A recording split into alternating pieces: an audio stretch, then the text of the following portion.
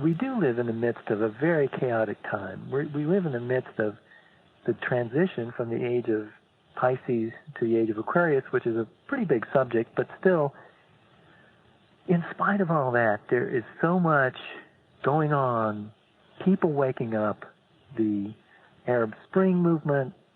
I mean, throughout the world, there are people who care and are helping other people, trying to change the course of our destruction of the environment. And it's really happening.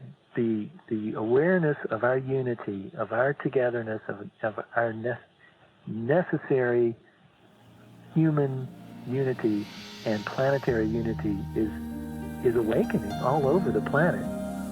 And that was a foretaste of this episode of the Planetary Makeover Show, about the awakening of the heart of humanity now to unify us to solve all our current planetary crises, as foretold by great Himalayan sages through the books by Bailey, Blavatsky, Roerich, and Krem. In response to the growing voices of an awakening humanity, we bring you evidence that divine help is at hand to work with us to create a hopeful future that works for everyone.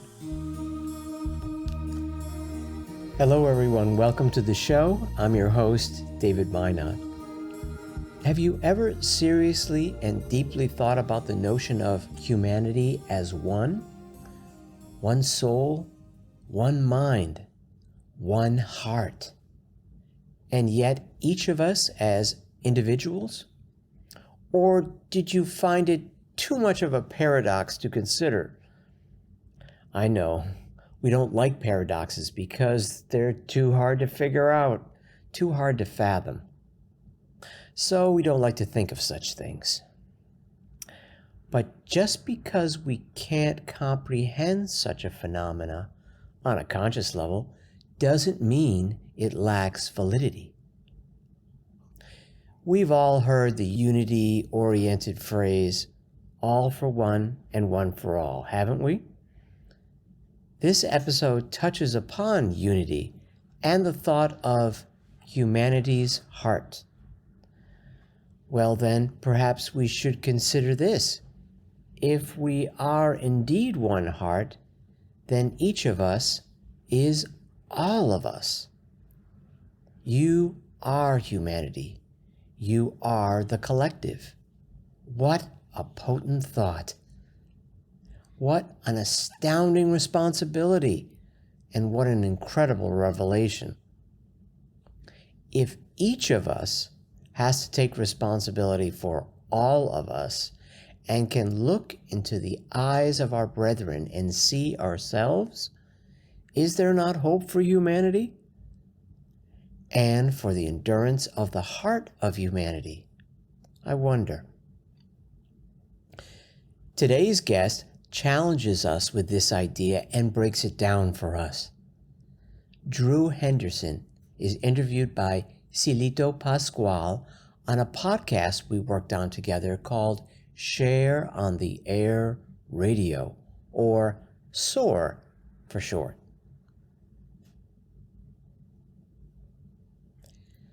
And be sure to stay tuned after the interview of Drew for an actual experience of this kind of oneness, as we join together to say the great invocation and experience this planetary oneness via transmission meditation.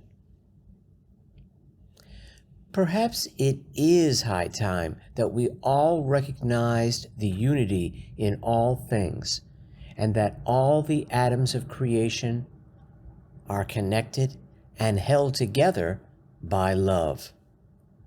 And love dwells within the heart of you and me, within the heart of humanity. So if it uplifts you, you know it's true. If it's scary, it's suspect. Few things are more inspirational than contemplating the heart of humanity. So now let's join Cielito Pascual and our guest, Drew Henderson, and do just that. glad you're joining us today. My name is Cielito Pascual. I'm podcasting from Seattle, Washington, where it's a beautiful autumn day, early autumn, and I'm very happy always to share a tremendous message of hope with you today, not to convince you that it's true, but to open the door of investigation for you. And the title of our show today is The Awakening of the Heart of Humanity. And I'm very pleased to introduce to you a dear friend of mine. His name is Drew Henderson. He is based in Boulder, Colorado. He's a longtime healer, acupuncturist. He's also an art publisher and a very dedicated student of the ageless wisdom teachings. Drew, thank you for taking the time to be with us today. Thank you, Cielito. I'm very grateful to be here and to speak about this subject. And, you know, you were telling me earlier that you were chopping wood. So it must be, you must be having a beautiful morning and afternoon if you're chopping wood, unless you like to chop wood in the rain. No, it's a beautiful day here in Colorado. And I was just really appreciating nature and the harmony and cooperation, the sense of unity that one feels in the natural environment. Many times we feel so disconnected in our human world that's full of human activity and things humans have created and the damage that humans have done as well. So I was grateful to be out in the mountains this morning. Oh, beautiful. That sounds wonderful. And I'm in the midst of the city here, so I'll just experience that vicariously through you. And you probably are energized, too, from all that beauty and tranquility. So you had suggested the title, The Awakening of the Heart of Humanity, in relation to the emergence of Maitreya, the world teacher and the masters of wisdom. When you say the awakening of the heart of humanity, you're not saying the hearts of humanity. Can you explain that? Well, in a way, I'm saying both, because I'm emphasizing the idea of the unity of the human species, the human race, that we really are one. And in a sense, the heart of humanity, and also the hearts of individual humans. Alice Bailey in her, actually, it came out in two of the books that she wrote. Originally in the Treatise on Cosmic Fire, these were books that were dictated to her by one of the masters. Yeah, that would be Alice A. Bailey. Very Bailey. Well-known author, yes. Yeah, on theosophical subjects from the early 1920s through the 1940s. And it was stated that the Christ would come in three ways, or the fact of his presence could be proven in three distinctive phases. The first would be that the stimulation of the spiritual consciousness in man and the evocation of humanity's, basically the Christ consciousness in the human heart would be evoked and stimulated. And this is something that's been happening for quite a long time now. Individuals who have a sense of connection with others and a sense of needing to do the work to repair humanity's connection with one another. That's the first phase, or the first way in which the Christ would emerge. The second would be the overshadowing of disciples and the impressing of the minds of enlightened men and women everywhere. I'm going to stop you there. You use the term overshadowing. Sometimes we use that on the show, and let's clarify that for our listeners who don't know what that means, overshadowing. Sure. The idea of overshadowing, a lot of people in the New Age movement have been aware of the idea of getting information from unseen sources, basically, and many people have. I would say this began to become popularly discussed during the time of Alice Bailey's predecessor, Helena Blavatsky, who founded the Theosophical Society, who spoke about the Masters of Wisdom and also claimed to be getting information from them directly. And then Alice Bailey, through her contact with her master, or through the contact with the Master DK, who gave her this information. And then Benjamin Crumb himself, with contact with his master. But this was prior to Madame Blavatsky. There was sort of a spiritualist movement where people were getting information from dead relatives and things like that. And people have been aware that this can happen, but in many cases, the phenomenon of channeling has emerged more in the New Age community, and it isn't always what you might call accurate. It's often distorted by the astral plane, which is where a lot of it comes from, and can be very illusory. So one has to be discriminating and really sense whether anything, first of all, is it fear-inducing? If it is, it's not from the higher levels of where the masters are sending information. And I'm going to jump in. It takes time to sort these things out, and I think that's what's difficult. I just want to make a distinction that's very big here, fear-inducing, because you just made a point, and I don't want to take us off our topic, but I think in today's day and age, we do feel a lot of fear, and there's a lot of information that's being put out there that triggers more fear, and I really want to underscore that if it's fear is addictive. That's why we love scary movies. We love, sensationalist headlines. That's right. And I just want we've never brought this up on the show before, and I'd like to talk about here on another show. But it's important. I highly encourage our listeners to, as you say, be very discriminating, especially when it comes to information that is fear-inducing. That's coming from a place you mentioned the term astral. And so I just wanted to underscore that. We're talking about the awakening of the heart of humanity.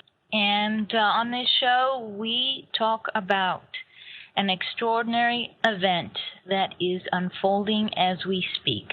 And that is the emergence of Maitreya, the world teacher, and the Masters of Wisdom. So if you're hearing this for the first time, I'm sure you're saying, who's Maitreya? Who are the Masters of Wisdom?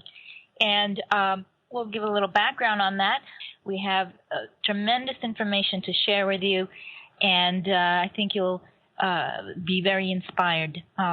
Just very briefly, the Maitreya, the world teacher, and the Masters of Wisdom, I like to call them our elder brothers, the eldest brothers of humanity, eldest brothers and sisters of humanity. And they are emerging into full public life. This has been a process that's been taking place for the past 30 years more. Technically, this process has been in place for a number of centuries. And the Masters of Wisdom agreed approximately 500 years ago that for the first time in many tens of thousands of years, they would emerge to work directly with humanity. For millennia upon millennia upon millennia, they have worked behind the scenes, guiding and inspiring the evolution of humanity, inspiring leading thinkers with ideas that help to move humanity forward in its evolution, whether they, not just spiritual, but scientific, artistic, cultural, social innovations that have come from the world's greatest thinkers are always under the inspiration of the masters. And our information is based on the stories that are published in Share-International magazine. The chief editor is Benjamin Creme. He has published 12.5 books on this extraordinary topic, and I know it's a challenge to get one's mind around it, especially with so much that's happening in the world that does not seem positive at all, that does not indicate that humanity is going in a good direction. But stay with us, listen, and decide for yourself. Drew, so we were talking about overshadowing, and I think I wanted you to explain that, and I think maybe a direct way to explain that in terms of energies, we talk about energies on the show, is the fact that all the kingdoms of nature transmit energies to the kingdom below it. For instance, we have the interrelationship of the plant kingdom, the mineral kingdom, the animal kingdom, the human kingdom, each kingdom evolving out of the one below it, and out of the human kingdom is the spiritual kingdom, and the energies coming into the world are being directed by the spiritual kingdom into the human kingdom. Those energies, the human kingdom is directing it into the animal kingdom, and so forth. And again, underscoring the idea of unity of all life on this planet. So there is a very close energetic relationship. It isn't just a relationship of, hey, we're friends, or hey, we want to do good things. The energetic relationship is very, very close.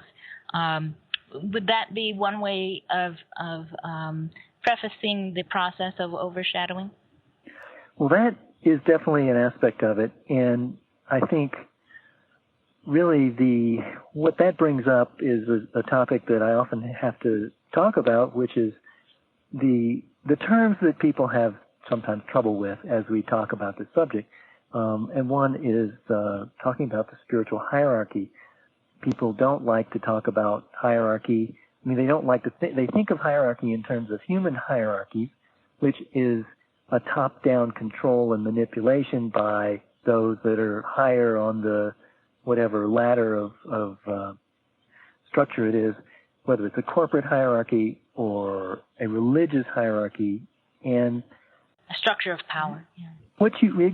Exactly, a structure of power. And what you brought up is how each kingdom of nature, hierarchy exists throughout the cosmos, from the smallest atom to the galaxy. And I think of it as inclusiveness, because the greater is more inclusive of the smaller. Neither can exist without the other. And so that's a key idea.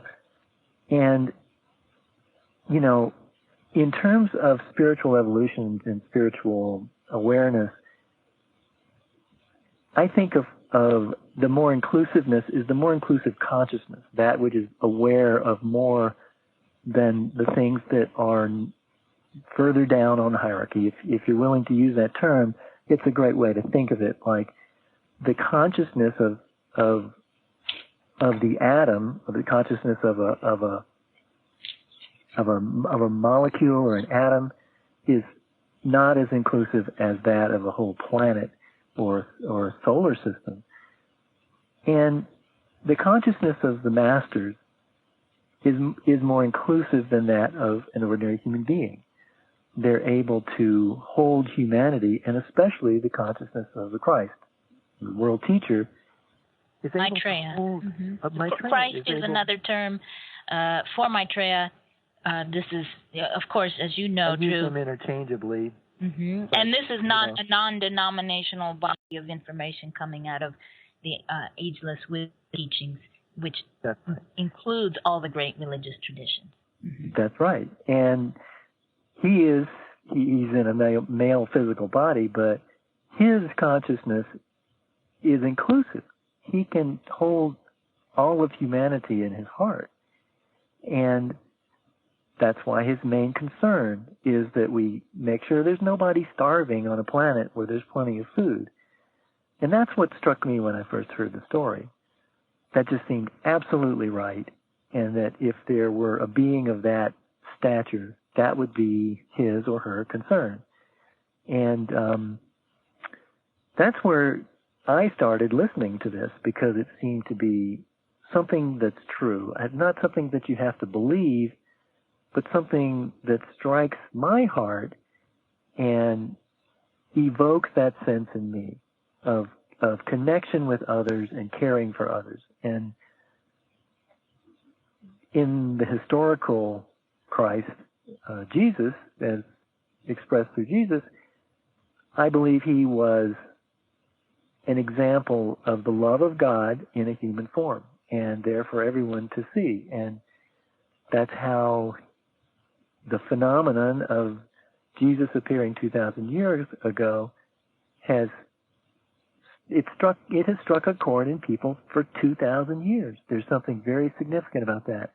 The problem is, with any religion, distortion creeps in, human nature creeps in, and many times religion has been used to control people and manipulate people and enrich those at the top. And that's a distortion. And that's also why, even in the teachings of other religions, but in many religions, they talk about another teacher coming, or the return of the Christ, or the fifth Buddha appearing. And I think it's really described well in the Buddhist tradition where they talk about when the world, I don't know the exact quote, but the world gets out of balance, the old teachings are no longer useful, they've been distorted, a teacher will come. And I think that's really what we're seeing right now. I want to go back to something you said, Maitreya's consciousness, also understood to be the Christ consciousness, being able to, I love your term inclusive. I never thought of it that way, that a consciousness can be more inclusive than my consciousness. That relates the idea of being further down on the evolutionary path in a very poetic way. I like that. And you said Maitreya's ability, you were describing the ability to hold all of humanity in his heart. Can you describe more what that means? Well, those are my words, and I just feel like the Christ consciousness is the principle of love, and love is the great connecting force in humanity and in the universe. So I think the reason we recognize teachings as true or significant or useful or things that we want to be involved with and perpetuate and tell others about is because they ring true for us and they evoke in us that sense of love. Now, when I talk to people and they say, well, we can't feed the people in these other countries. They've got corrupt governments, and we can't do anything about that. So, that's a point that's come up over the years when I've spoken publicly. So I'm glad you mentioned that. But that's human level consciousness. The consciousness of the Christ, the consciousness of the world teacher, or any being that can include that, a thought would never occur. That would never come out of the mouth of a being of the stature of a master of wisdom or the Christ or even evolved humanity. The fact that it couldn't be, that we couldn't feed all the people of the world. The thought that, it's too hard, we're not going to bother with it. We have to do it. I mean, it's not something, he can't forget for a microsecond, a nanosecond, the suffering of millions of people on this planet. He cannot. It exists. Be aware of it. We can be unaware of it. We can forget, and now I'm going to go cook my lunch. I'm going to go, do my, accounting or whatever. That's what we can do, but that's not what the Christ can possibly do. So he will come before us and point this out and make it, apparent that none of us will survive if we keep going as we're going. And it's almost that sense of my understanding is that Maitreya's presence, and he has appeared to thousands of people, ordinary people, appearing as a homeless person. In fact, this is documented in Share-International magazine, share-international.org, if you want to look for more of those stories. And he's appeared to world leaders. And he has intervened in highly dangerous situations to relax the tensions. There's a story in one of Benjamin Crum's books about how Maitreya, with energy, intervened in a hijacking. And that's a fascinating story. So we're going to continue talking about the awakening of the heart of humanity and how it's possible to awaken the hearts of even the most corrupt people. I mentioned to you, may I tell this story about do you recall that in one of Benjamin Crum's books? It may have been Maitreya's Mission 2, where there was a major hijacking. I think this was in the mid-'80s.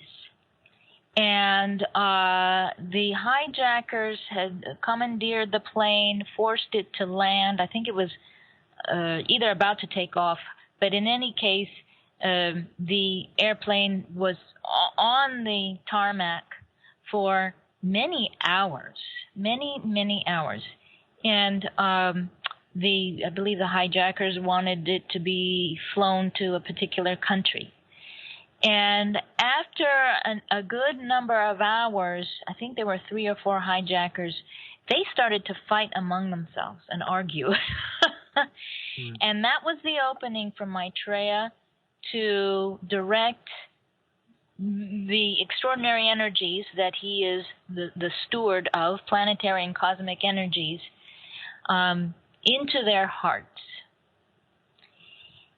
And if I understand the story correctly, I think they just suddenly became, they became disoriented, at the very least, not focused on hijacking, and perhaps realized the futility of the situation, and ended up laughing and dancing together, and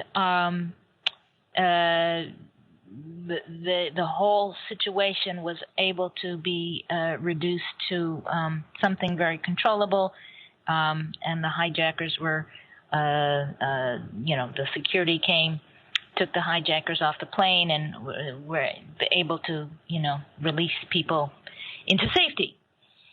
And so when we talk about intervention, people often say, well, why can't Maitreya needs to hurry up, and the masters need to hurry up, because look at the world situation now. I mean, we have some dire things to face as humanity, mainly, first and foremost, the climate, because we won't have a planet to live on if we continue this way. Why doesn't Maitreya just come in and, why isn't he emerging now? Why isn't he out here fixing things, straightening situations out, going to Syria? Why do we keep seeing all this violence continue to unfold? Essentially waving a wand and making it go away. Well, the answer really has to do with our free will and the fact that we have free will, and there's only so much that can be done from the perspective of the masters. And they have to operate within the law that governs humanity. Our own karma, our own actions determine our fate. And they can help. And they have intervened in my personal life, I'm sure, saved me from disasters that I've gotten myself into. And I believe that that's happened. And I think many people have experienced being, saved at the last minute by something. And some people, you may wonder, well, why don't they save everybody? But that's not how the world works. That's not how life on Earth is. We have to, we can't really rely on them to do everything for us. In fact, we wouldn't grow. We would not grow. We wouldn't grow, exactly. Your child, I mean, if I've had 3 children, and it's been a process for me to learn, to let them learn from their own errors, from their own practice, from their own experience and doing things themselves, whereas, my mother tried to do everything for me, and it wasn't the best thing for her. She loved me, but that's not the best thing. And the same with our Father, who is often how God is described in traditional religion. If he's our Father, he can't do everything for us. He can't make everything perfect for us. We have to learn. And that's how that's what's going on. Yeah. Yeah, that's how we evolve. That's how we evolve. And I think, I want to point out that we do live in the midst of a very chaotic time. We live in the midst of the transition from the age of Pisces to the age of Aquarius, which is a pretty big subject, but still, in spite of all that, there is so much going on, people waking up, the Arab Spring movement. I mean, throughout the world, there are people who care and are helping other people, trying to change the course of our destruction of the environment, and it's really happening. The awareness of our unity, of our togetherness, of our necessary human unity and planetary unity is awakening all over the planet. People who are, I'll even quote from Alice Bailey here, he talks about the overshadowing of world disciples, which we mentioned a little bit of the world overshadowing. Please return to that. Mm-hmm. Yeah, men and women everywhere and in every department of life are enunciating those new truths which should in the future guide human living. They are building those new organizations, movements, and groups, large or small, which will familiarize the mass of men and women with the reality of the need and the mode of meeting it. They do this because they are driven thereto by the warmth of their hearts and their loving response to human distress. Driven by the warmth, I love that. Driven by the warmth of their hearts. Now, you said something in relation to the idea of, Jesus' teachings and the impact, the fact that, he was a carpenter and he didn't get lost into obscurity. There's a reason that his teachings have endured. As you say, they have been distorted. But you mentioned that his teachings, at the time and today, they ring true and evoke a sense of love, which implies that within us resides something very fundamental, that who we are fundamentally is love. If we are responding, if something outside of us evokes something within us, then essential. Yeah, talk about our essential. It already exists. I mean, it's already in us. It's a part of who we are. And it's not. We're not. We can't go into. We will not create a new world by burning sage, or simply by, drumming and chanting, or even simply by marching in the tens of thousands. That's the beginning of change. Every bit of the work we will have to do. I mean, those things are helpful if they're helpful to an individual to tune in to themselves and evoke, to tune in. Any of those things that help us and help us connect with others, but then there's a lot of work to be done. A tremendous amount of work to be done, and so that's my personal my personal approach is that if one feels moved to make a difference, to help to repair the disconnection that humanity is experiencing from its own divine nature. That's a lifelong commitment. Would you say? Yes, I would. So the idea that I was talking about that Alice Bailey brought out and then repeated it in one of her later books entitled The Reappearance of the Christ.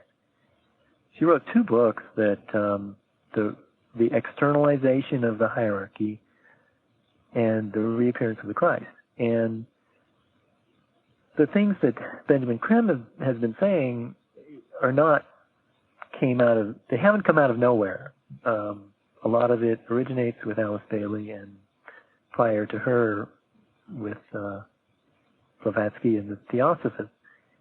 I'll say her name again for our audience: Helena Blavatsky, Blavatsky,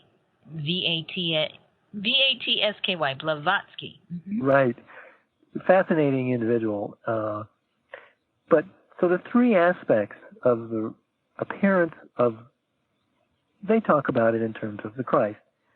And as we know, as you've said, and just to reiterate, this isn't a Christian phenomenon. This is a phenomenon that affects all of humanity, people of all religions, and people who don't really follow a religion.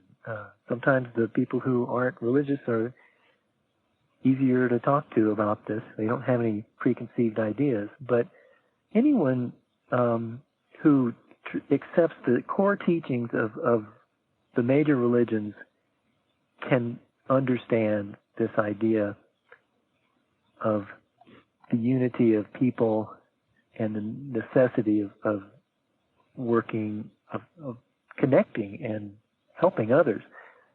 But anyway, the 3 aspects were the stimulation of the spiritual consciousness in man and the awakening, as we're talking about, of the Christ consciousness, of the Christ principle, or the principle of love in the hearts of individual human beings. And then this impression on the disciples of the world, people who are perhaps more receptive to these ideas, who are creating these organizations. I mean, in Boulder we have, I'm thinking of the name of it, it's the Rocky Mountain Peace and Justice Center. And that's been one of the main things that Maitreya and Benjamin Creme has been talking about, that we can't have peace until we have justice in the world. And we won't have justice without sharing the resources of the world. So all these groups that are being inspired and who are working to help humanity are the second way that this is happening. And the third way is by the actual physical appearance of the teacher. And a whole group of masters coming to guide humanity, to point out what's real and what our nature is and what we should be doing. And then there are plenty of ways that people already know to do, but that's the third way that it will happen, by actual person of this individual showing up. I think most people know the term Christ consciousness. Isn't that enough? Why do we need these masters of wisdom? Great. Well, that's often a question that I hear. And I would say it would be great if that's all we needed. But I think, and the other problem that people have, many well-meaning people who are on spiritual paths and have read and studied many New Age teachings and spiritual teachings from different religions, are concerned that people tend to give their power away when there is some teacher or some great inspiring person who might lead them. So they don't like the idea that a teacher or even a group of teachers would come.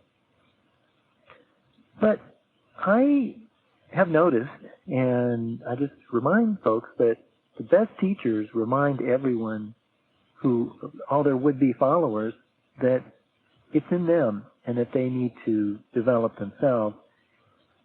And I see that when I read the Alice Bailey books, when I read the Theosophical Teachings, when I read a lot of things, or when I've spent time with great teachers, people want to elevate them to some great level and to sit at the feet of the master and listen. And it is a tendency in human consciousness to do that. But a good teacher will always remind us that it's really up to us. So I think that the masters will be of that caliber of teacher that we don't have to worry so much about them abusing the power, which they obviously have, or abusing our faith, abusing our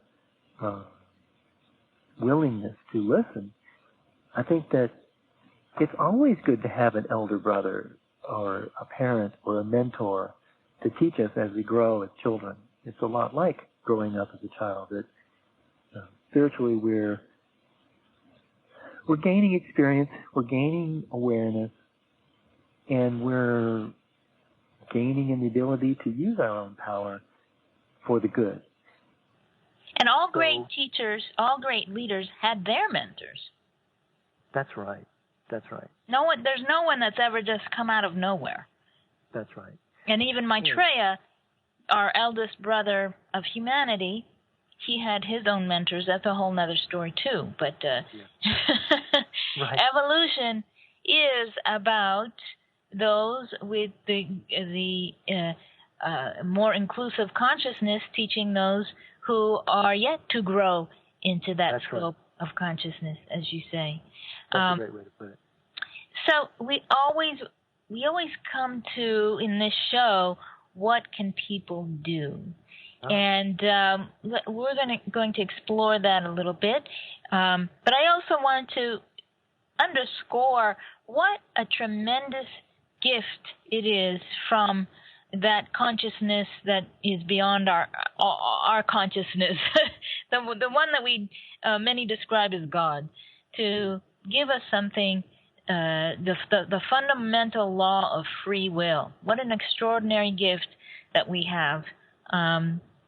Whatever greater intelligence it was that dreamt up, all that is, dreamt up the law of free will, that its own creation could be destroyed by that which it creates. And I think that speaks to, I can't even put it into words. It just speaks to how extraordinary it is that we exist. Right. And all of Alice Bailey's books explore that in further detail. So we had talked earlier, before this show, the show with every guest, 15 minutes before we air, we say the great invocation. It's an extraordinary mantra. And you and I said that, and it occurred to me as we were saying this mantra. It's a mantra that connects us with the Masters of Wisdom. It's an ancient mantra translated into the languages of the world. You can find the great invocation at the Share International site, share-international.org. And this was an invocation, I'm going to let you describe it, but it was introduced by Maitreya as a way of connecting ourselves energetically with the Masters, and anyone can do it. But there is a line, and I'd love for you to talk a bit about it. The stanza goes, "From the point of love within the heart of God, let love stream forth into the hearts of men. May Christ return to earth." Yeah. And that's it, really. I mean, and there are other stanzas, of course, but it talks about the mind of God and the wisdom aspect, the love aspect, and the will aspect, the three major aspects of what we know as God and ourselves, too. reflected in our spiritual beings, our souls. But the love aspect is really the Christ principle. And this invocation is extremely powerful. I try to say it every single day. It not only helps me feel connected with this spiritual, the whole spiritual world of our planet, but also it's an act of service. It really energizes the spiritual livingness of our planet that can really counteract the dark forces, and it really I can't say any more about it. Really. Sometimes we're just struck wordless, speechless to take in kind of the enormity of what all this. I would recommend our listeners to look it up on the website, and it's in the Lucius Trust website as well. I mean, you can find it through the Alice Bailey books published by Lucius Trust. It's in the opening of every Alice Bailey book, the Great Invocation. Yeah. And it was introduced by Maitreya, I believe, at the end of the World War II, as a way for humanity, as a tool for humanity to begin to heal from the extraordinary upheaval of that event. Yeah. And in fact, there's a recording. I think I found it online, of Eleanor Roosevelt saying the Great Invocation. Are you kidding? No, I'm not kidding. That just occurred to me. Great. It's online. So for our Ageless Wisdom students who are listening in and you did not know, Eleanor Roosevelt says the Great Invocation. Yeah. Let me just mention, the person that introduced me to that was also involved in something called Triangles work that was part of the Lucius Trust, Alice Bailey work. And I'll just say, Lucius Trust is the publisher of the Alice Bailey books. Alice Bailey books. And they have their main library in New York City. Go ahead. And let me just say, the Theosophists, some of them thought that Alice Bailey was out in left field. And then some of the people from Lucius Trust thought that Benjamin Creme was out in left field. And it often happens that people become somewhat encrusted. But there's a great, tremendous wealth of knowledge that's in the Alice Bailey books. I encourage anyone to try to read them. They're all available online, actually. Yeah, I know. I just got some off of it. But in terms of, we're talking about the Great Invocation and that stanza about love and the awakening of the heart of humanity. I was mentioning earlier that we talk about transmission meditation, a gift from the gods, and you can listen to more details on what transmission meditation is. I host a transmission meditation group. You host a transmission meditation group, Drew. And it's a way, for a very simple yet very potent way for people to be a part of this event that's taking place. In our last minute, what's a final thought you'd like to share with the audience in regards to the awakening of the heart of humanity and a sense of hope? Well, I would encourage people to learn more about it and talk about it. And it's not something that anyone has to believe, but to keep an open mind and to question and to get a deeper understanding of all of these subjects that we talked about. Drew, thank you so much for joining us. Thank you, Cielito. And now for the treat I promised you earlier, to meditate together. As most of us are aware, our world has arrived at a moment of profound transformation. As millions call for peace and justice, many are seeking ways to help serve the world, and at the same time looking for an effective means of personal spiritual development. Transmission meditation is a way to do both. Introduced in 1974 by a master of spiritual wisdom, Transmission is a group meditation that makes available the benevolent energies pouring into the planet in an ever-mounting rhythm and potency. Transmission groups worldwide receive and transform these energies sent by a group of extraordinary teachers, the Masters of Wisdom, led by Maitreya, the World Teacher. Thus stepped down, these energies can be used in the betterment of all life on Earth. This meditation also has a salutary effect on the individual participating in the meditation. It is safe, scientific, non-denominational, and will not interfere with any other religious or spiritual practice. In fact, it will just enhance them. So it's for the religious and non-religious alike. So now, just focus your attention at the chakra center between the eyebrows, called the Ajna Center, which is the center of the will. And let's read together the great invocation and meditate as long as you wish, holding your attention there when it drifts away by thinking Om, silently, inwardly. The great invocation. From the point of light within the mind of God, let light stream forth into the minds of men. Let light descend on earth. From the point of love within the heart of God, let love stream forth into the hearts of men. May Christ return to earth. From the center where the will of God is known, let purpose guide the little wills of men, the purpose which the masters know and serve. From the center which we call the race of men, let the plan of love and light work out, and may it seal the door where evil dwells. Let light and love and power restore the plan on earth.